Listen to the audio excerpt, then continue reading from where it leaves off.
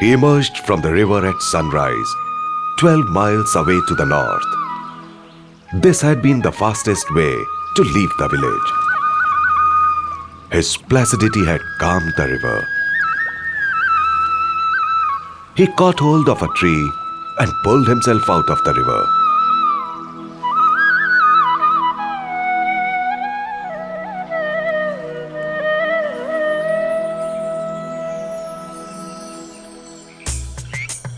After emerging from the river Saryu, he moved towards the dangerous jungles of eastern India. There was no path, no guide, nor directions. He created his own path in the jungles, walking briskly forward. Treacherous marshes, rapid overflowing rivers, heavy torrential downpours. No obstacle could slow down Nilkanth. The forests resounded with blood-curdling roars of unseen animals.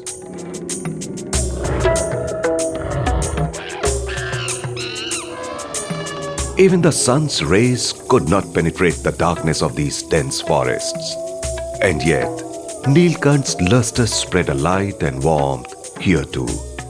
Even in the midst of this wilderness, Nilkanth progressed fearlessly at a steady pace.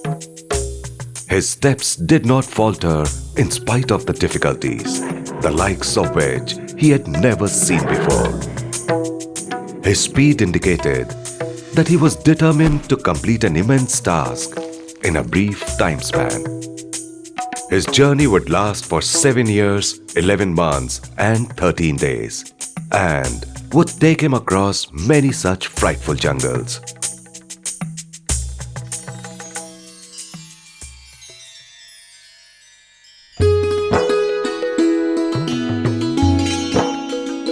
Nilkanth Varni graced many pilgrimage places on his journey.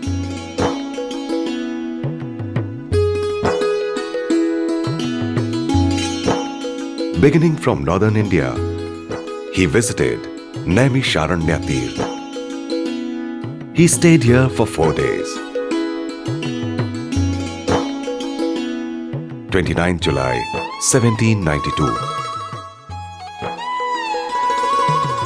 The next pilgrimage place he reached was Haridwar, where he stayed for 5 days. He would bathe every day at the Har Ki Pauri. Haridwar means the gate towards God, and is so named because it is the starting point for pilgrimages to the 4 major pilgrimage places of North India. It is customary to bathe here in the Ganga to cleanse oneself before beginning the journey upwards to the pilgrimage places. The Aarti, a tradition that has been continuously performed for thousands of years, lends a unique view to Haridwar every evening. The lamps lit afloat after the Aarti are like a shimmering necklace of light. From Haridwar, Nilkanth Varni walked to Rishikesh. Near the Lakshman Jhula, the Ganga runs deep and wide. Nilkanth bathed here in the Ganga. There is a temple on the riverbank to mark the spot where Lord Ram's brother Lakshman had meditated for 12 years. Nilkanth Varni stayed in this temple for a day and performed the annual ritual of changing his sacred thread.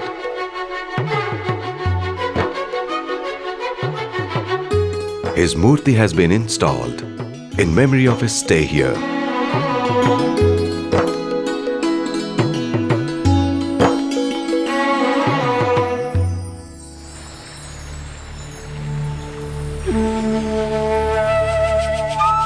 On his way from Rishikesh to Kedarnath, Nilkanth stopped at Shripur village for the night. He decided to spend the night in meditation on the porch of the Kamleshwar Mutt, an old temple.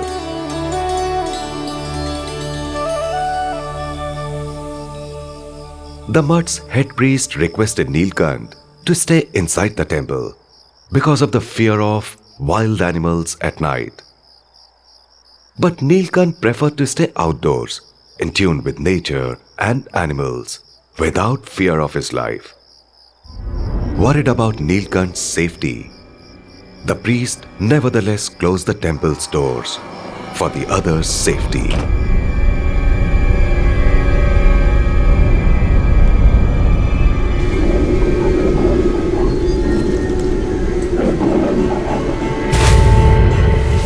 The loud roar of a lion broke the nightly silence and struck fear in the hearts of all villagers.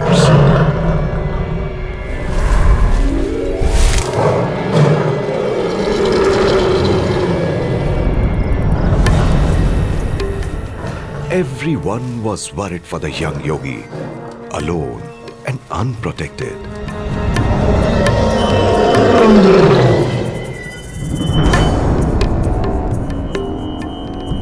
But when they looked out of their windows, a surprise awaited them.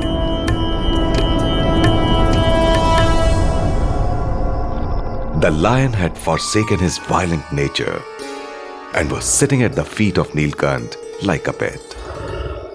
Nilkanth was patting the lion's mane as if blessing him to stay calm and not kill unnecessarily.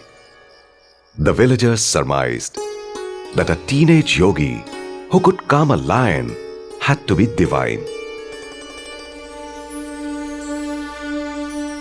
As soon as the morning broke, the villagers came to Nilkanth and the priest offered his post, the temple, and all its wealth to him. But Nilkanth knew that there were many more waiting for knowledge and salvation, that his journey was necessary for their redemption. Nilkanth politely refused the priest's offer.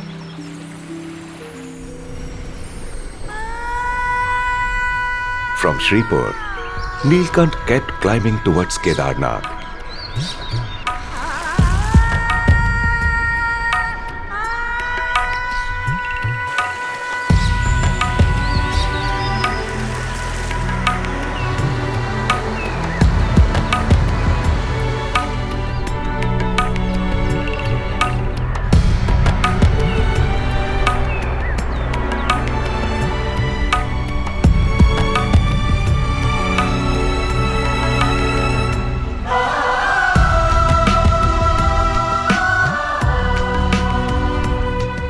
On the way, he visited Gupt Kashi, Gupt Prayag, Triyugi Narayan, and other pilgrim places. He bathed in the hot water spring of Gaurikund before reaching Kedarnath. Kedarnath is situated at 3,500 meters and is the highest of Shivji's 12 Jyotirlings. Kedarnath is also the place where the Mandakini river emerges, and Nilkanth Varni stayed here for 8 days.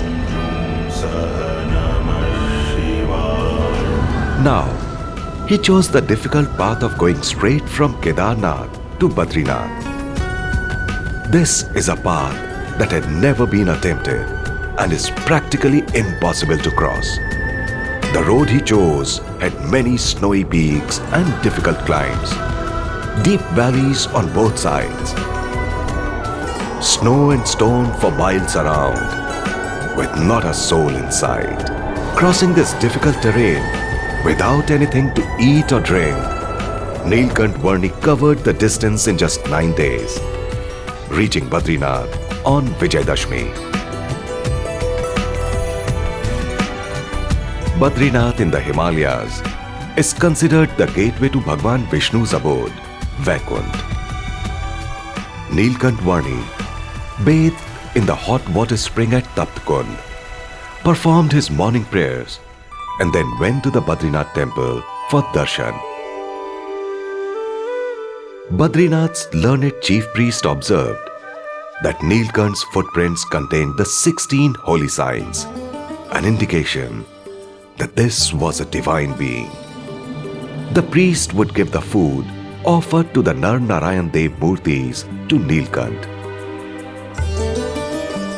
That this learned elder priest would so lovingly serve a 12-year-old child was a surprising sight for many.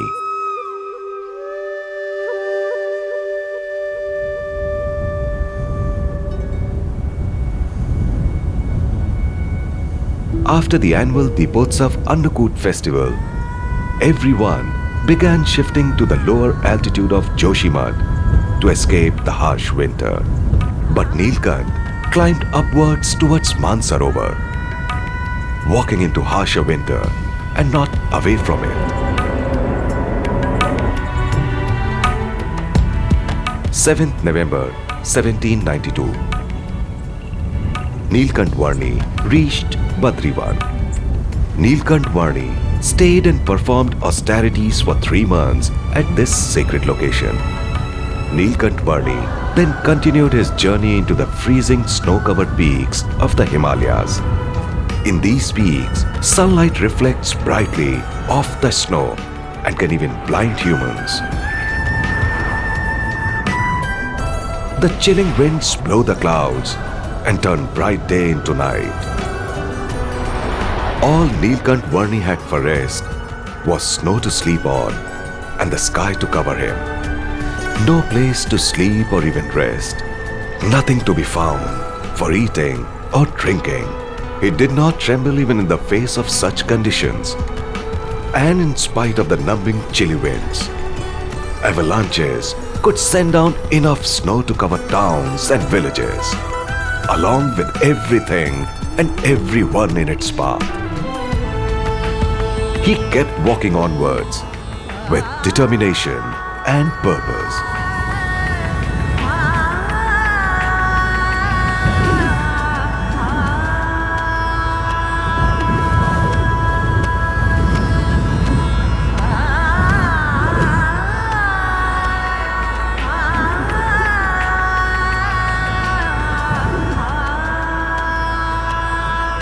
Nilkanth Varni reached Mansarovar, the holy lake next to Mount Kailash. The placid waters, the calm environs, the playful swimming of swans, the impressive sight of Mount Kailash. This was nature at its most beautiful and eloquent. After bathing his shaligram in the pure waters of Mansarovar, Nilkanth Varni would take a bath in the cool waters. Often, he would meditate on the lake's banks. It was from here that he would pay his respects to Mount Kailash, the abode of Shiva. He would also find time to play with the swans of Mansarovar. After staying for 5 days at Mansarovar, passing through Badrinath again on 13th May 1793, he headed towards Gangotri. Gangotri is the pilgrim place near Gomukh, from where the Bhagirathi river emerges and is later transformed into the river Ganges. After gracing Gangotri, Nilkanth Varni passed through Haridwar and arrived at Vanshipur.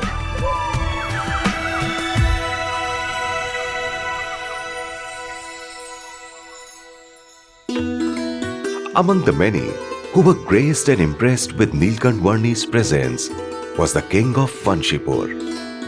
The king and queen realized his innate goodness and wished for him to settle down here. They wanted him to marry their daughters, Ila and Sushila, and to take care of the kingdom. As soon as Nilkanth Varni came to know of this, he left the kingdom immediately. The queen was so dismayed at his leaving that she fainted.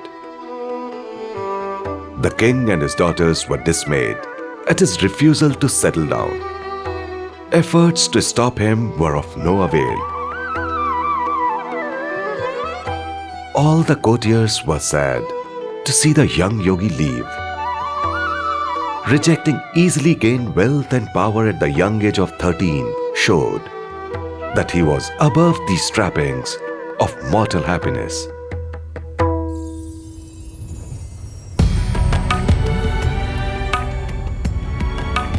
He was now on the way to Muktinath. Making the difficult trek across Shyam Parvat, the Black Mountain, he reached the Kali Gandaki River. He walked along the banks of the Kali Gandaki River through the deep gorges of the Annapurna ranges, crossing between the Dhavalgiri and Nilgiri mountains. Continuing his strenuous trek on the banks of the Shwet Gandaki, he reached Muktinath, the temple situated at the height of 3,700 meters in Pulhashram. This is an ancient temple dedicated to Lord Vishnu. This is the temple where Brahma's son Pula and Rishabdev's son Bharat performed great penance. Nilkanth Varni undertook great austerities here. With his arms outstretched upwards in a yogic pose, eyes closed, only one piece of clothing, an emaciated body, and no intake of food or drink, save the air to breathe, Nilkanth Varni's austerities stood softly but firm against the insurmountable challenges that nature could create. His steadfastness seemed to add to the stability of the Himalaya mountains. Heavy snowfall covered the land and the skies all around. Blizzards would not let even the smallest shrubs survive. Icy winds chilled one's bones. And yet, in the midst of all these, 13-year-old Nilkanth Varni stood performing austerities on one leg. The 4-month-long austerities he performed here are unequaled in the annals of history.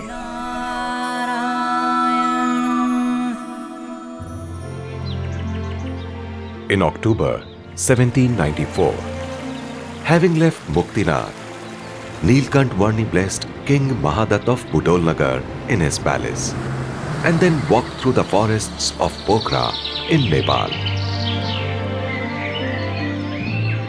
Nature seems to be at its most enchanting here.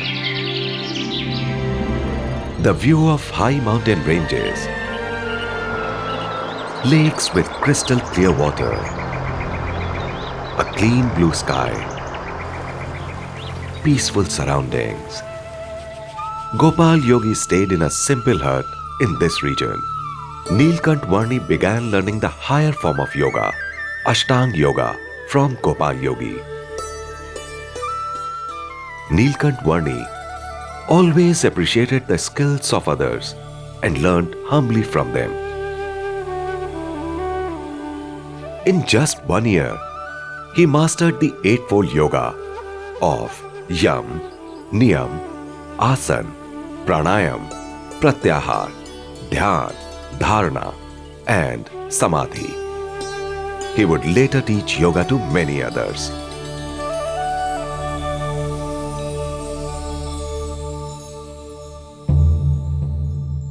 Nilkanth Varni graced the capital of Nepal, Kathmandu. King Ran Bahadur was afflicted with a heart disease and had begun believing in witchcraft to cure him. Nilkanth Varni's blessings and guidance helped cure the king of his illness and also rid him of his superstitions.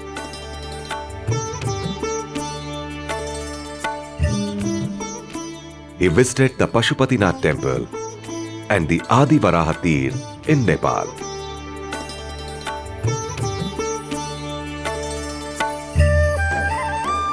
From Nepal, Nilkanth Varni walked towards Bengal. He arrived at Kamakshi Tirth in October-November 1796. There is a temple dedicated to the goddess Kamakshi here, worshipped by many. Nilkanth Varni stayed in a grove outside the village. Soon, people from the village would flock to meet him and to hear him speak. His popularity was cause for great jealousy for Pibek, a black magic practitioner.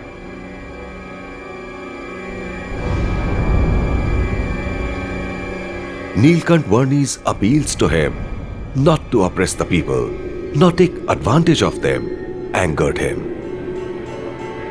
He showed off his occult powers by using his witchcraft to burn the nearby tree to ashes. The tree's leaves began to fall and its trunk began to smolder. The villagers were frightened of such powers. But Nilkanth Varni stood firm and looked at Pibek with courage and compassion. On seeing that his tricks were powerless here, Pibek realized that Nilkanth Varni was no simple child. He fell at Nilkanth's feet and asked for forgiveness. Nilkanth forgave his past sins and blessed him to lead a benevolent life. This was one of the purposes of his journey, to remind people of their innate goodness and help them onto the right path.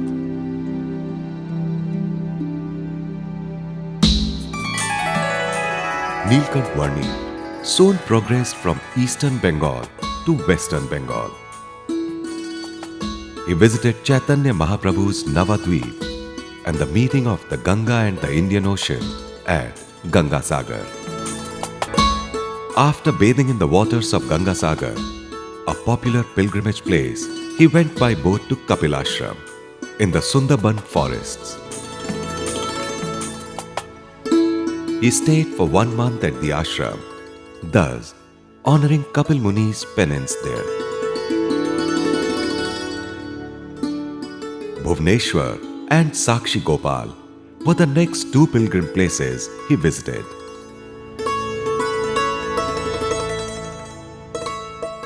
He then stayed for 10 months at Jagannathpuri. This was the longest stay at any one place in his journey. He participated in the Rath Yatra on 26 June 1797.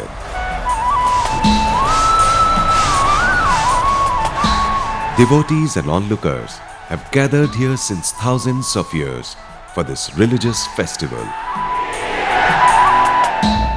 During his stay in Jagannathpuri, he would bathe here at the Indradyumna lake.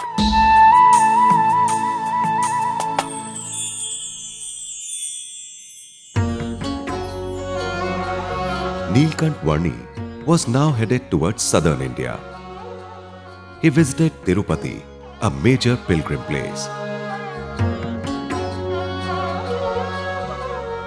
After darshan of Lord Venkateshwara here, on his way to Rameshwar, he met Sevakram, a sadhu who had fallen ill with dysentery. Nilkanth unhesitatingly put his journey aside to serve this needy monk. He served Sevakram by preparing a bed of banana leaves under a banyan tree. He would beg alms and then cook all of it for Sevakram, who never offered any of it to Nilkanth. Nilkanth would also wash all his clothes. He served selflessly for 2 months until Sevakram was healthy. Such selfless service was in his innate nature.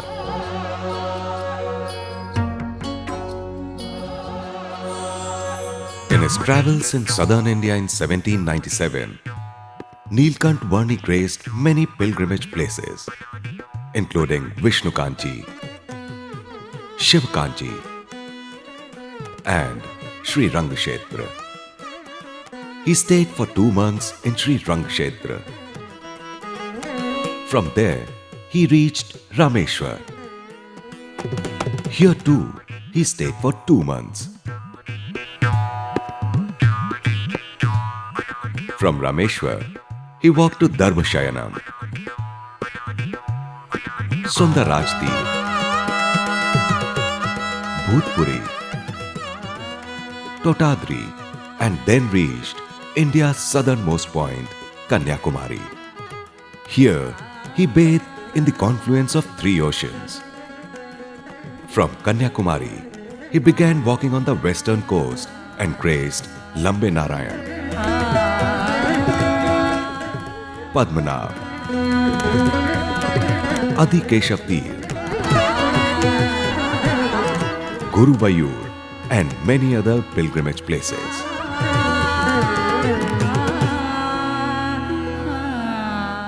From southern India, Nilkanth Varni had now begun his journey of western India. He visited Trambakeshwar Maharaj temple in Nasik.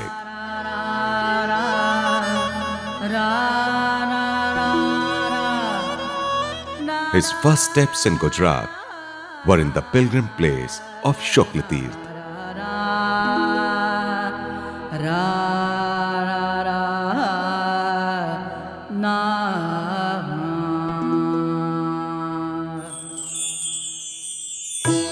In the Saurashtra region of Gujarat, Nilkanth Varni reached the Gopnath Mahadev temple. He stayed here for 5 days.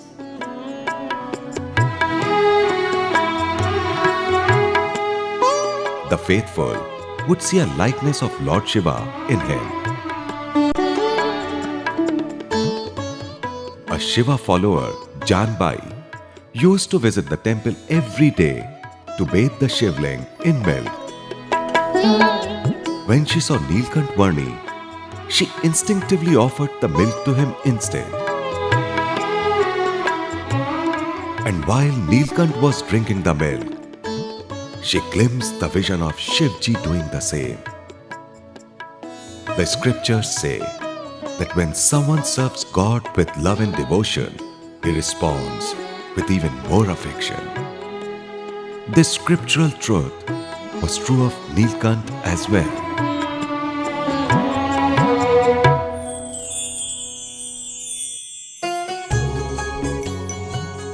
Nilkanth Varni would travel to meet spiritual aspirants wherever they lived, from large towns to small villages. It was for one such aspirant that he came to Lodhwa village in Saurashtra. Lakhucharan was a devoted aspirant living in Lodhwa. Nilkanth Varni graced her home. She owned 60 buffaloes. She would offer their fresh milk to Nilkanth every day. And Nilkanth would preach the scriptures to her. Nilkanth Varni stayed for 3 months in this village to bless the aspirants here.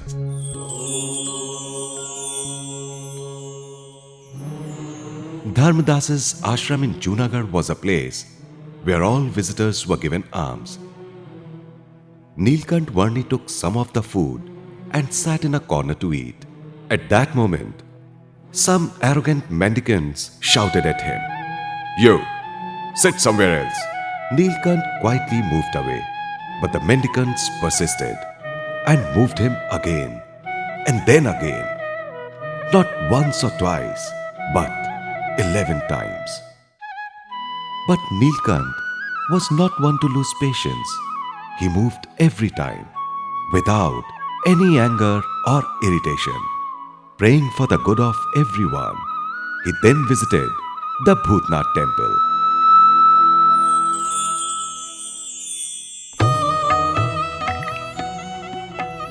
This was a historic day in his travels.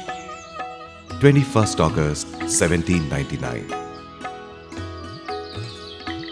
In the early hours of dawn, Nilkanth Varni was seated under a banyan tree on the outskirts of the village of Lodh. As the sun rose, the light shone on the innocent but enchanting form of Nilkanth. Those who looked at him could not but be drawn to him, whether it was young girls, old householders, or sadhus and ascetics. One of the sadhus of Ramanand Swami's ashram, Sukhanand, invited Nilkanth inside to stay at the ashram. Nilkanth Varni had already seen the true devotion that people of this land had for God. He had also liked the spirituality prevalent in their daily lives and the purity that he saw in the sadhus here. So he was curious to meet the head of the ashram, Guru Ramanand Swami.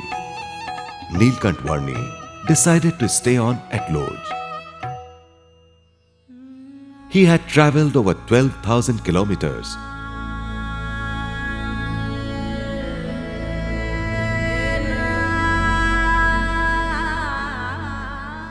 He had sanctified many towns and villages. inspired many individuals on a spiritual path. His journey had been both a pilgrimage and an odyssey.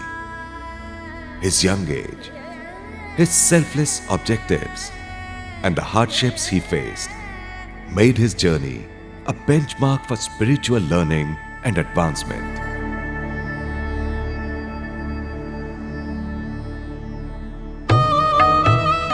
This is the stepwell of Lodh, near which Nilkanth Varni ended his 7-year journey.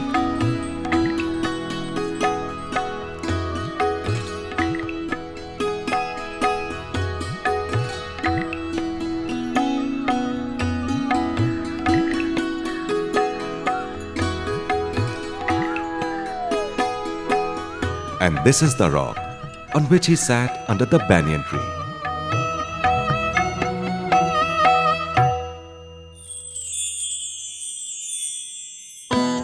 One of the pillars of spirituality is celibacy. The smallest crack in that pillar could bring down the whole structure. Nilkanth Varni strengthened those pillars in an early incident after his arrival at Lodh. In the spiritual assemblies at Lodh, men and women would sit together in the audience. Sitting side by side in the assembly, it was easy to be distracted from the spiritual discourses. Nilkanth Varni had noticed this in other places as well. This intermingling during a spiritual task was not encouraged in the scriptures. Nilkanth Varni politely informed Muktinath Swami that it was not appropriate for a sadhu to address an assembly in which men and women were seated together. Everyone agreed that this was appropriate and thus renewed the tradition of separate seating areas for men and women. This was Nilkanth Varni's first step towards making the pillar of celibacy stronger. This is the location where this historic event took place.